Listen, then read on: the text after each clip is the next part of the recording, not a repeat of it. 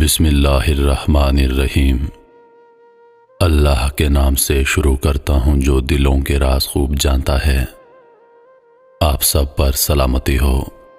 اللہ پاک سے دعا کرتا ہوں کہ اللہ پاک آپ کی تمام جائز خواہشات کو پورا فرمائے، وسیع رزق اور آپ پر اپنی رحمتوں کے سائے ہمیشہ برقرار رکھے، آمین۔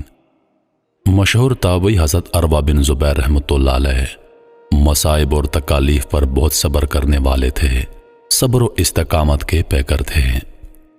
ایک مرتبہ ولید سے ملنے دمشق روانہ ہوئے تو راستے میں چوٹ لگ کر پاؤں زخمی ہو گیا، درد کی شدت سے چلنا مشکل ہو گیا۔ سخت تکلیف کے باوجود ہمت نہ ہاری اور دمشق پہنچ گئے۔ ولید نے فوراً طبیبوں کو بلاوا بھیجا۔ انہوں نے زخم کا بغور جائزہ لینے کے بعد پاؤں کاٹنے کے رائے پر اتفاق کیا۔ حضرت عروہ کو جب اس کی اطلاع کی گئی تو انہوں نے منظور کر لیا، مگر پاؤں کاٹنے سے پہلے بے ہوشی کے لیے نشہ آور دوا کے استعمال سے یہ کہہ کر صاف انکار کر دیا کہ میں کوئی بھی لمحہ اللہ کی یاد سے غفلت میں نہیں گزار سکتا۔ چنانچہ اسی حالت میں آرا گرم کر کے ان کا پاؤں کاٹ دیا گیا۔ انہوں نے کسی قسم کی تکلیف کا اظہار نہیں کیا، پھر اپنا کٹا ہوا پاؤں سامنے رکھ کر فرمایا، کیا غم ہے اگر مجھے ایک عضو کے بارے میں آزمائش میں ڈال کر باقی اعضاء کے سلسلے میں امتحان سے بچا لیا گیا۔ ابھی وہ اتنا کہہ پائے تھے کہ انہیں خبر ملی کہ ان کا ایک بیٹا چھت سے گر کر انتقال کر گیا ہے۔ انہوں نے انا للہ و انا الیہ راجعون پڑھا اور فرمایا، اللہ تیرا شکر ہے، تو نے ایک جان لی اور کئی جانوں کو سلامت رکھا، کیونکہ باقی بیٹے سلامت تھے۔ سچ ہے کہ شکر کی حقیقت انہی حضرات کو پہنچی تھی اور عشق الہی کا دعویٰ بھی انہی کا زیبا تھا۔ بقولے کسی کے دل کا ہر داغ تبسم میں چھپا رکھا ہے، ہم نے ہر غم کو غم یار بنا رکھا ہے۔ نو کے ہر خار سے پوچھو وہ گواہی دیں گے، ہم نے کانٹوں کو بھی گلزار کھلا رکھا ہے۔ خود میرے دل نے تراشے ہیں غموں کے پیکر، میرے مولا نے تو ہر غم سے بچا رکھا ہے۔ اس واقعے کے بعد ولید کے پاس ایک قبیلہ ابس کے کچھ لوگ آئے، جن میں ایک بوڑھا اور آنکھوں سے اندھا شخص تھا۔ ولید نے اس سے اس کا حال پوچھا اور اس کی بینائی کے ختم ہونے کا سبب دریافت کیا۔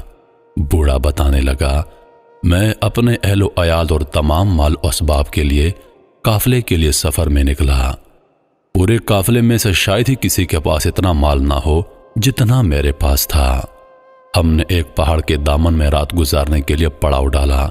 آدھی رات کے وقت جب سبھی میٹھی نیند سو رہے تھے، خدا کا کرنا ایسا ہوا کہ اچانک سیلاب آ گیا، جو انسان، حیوان، مال و اسباب سب کچھ بہا کر لے گیا۔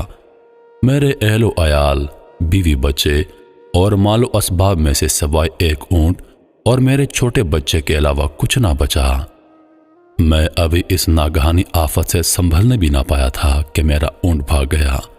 میں اس کے پیچھے گیا تو یکدم بچے کی چیخنے چلانے نے قدموں کو روک لیا۔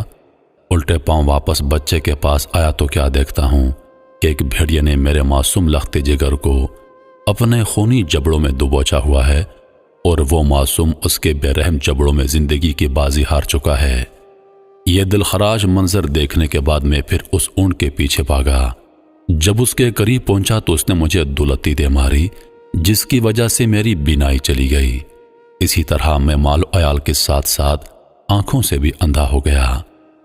اس کی یہ داستان غم سن کر ولید کی آنکھیں پرنم ہو گئیں اور اس نے کہا، جاؤ عروہ بن زبیر سے کہہ دو تمہیں صبر و شکر مبارک، اس لیے کہ دنیا میں ایسے لوگ بھی موجود ہیں جو تم سے زیادہ غموں اور مصیبتوں کے مارے ہیں۔ میں دے کے غمے جانا کیوں عشرت دنیا لوں، غم زیست کا حاصل ہے، اس غم سے مفر کیوں۔